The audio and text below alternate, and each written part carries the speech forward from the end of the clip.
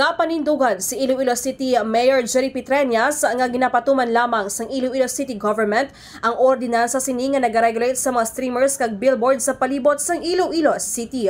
Ini matapos ang kontrobersyal nga pagpangkakas sang billboard sa isa ka political party nga yara sa pribado nga building.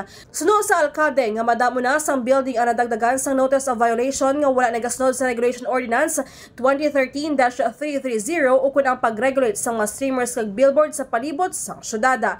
Samtang ginpahayagman sang Office of the Building Officials kasarang lamang makabutang sang billboard sa mga building nga gina-advertise ni ang may kaangtanan sa mismo gid nga building.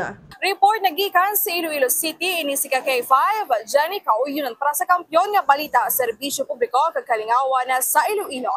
K5 News FM. Ang ining balita ang ginadulong sa inyo sang DTX Coffee Mix. Himo sa natural nga sangka pareho sang amarkuso, chia seeds, sugared cane extract powder. DTX Coffee Mix. Nakakapi ka na, naka-detox ka pa. DTX Coffee Mix. Mabakal sa mga butika.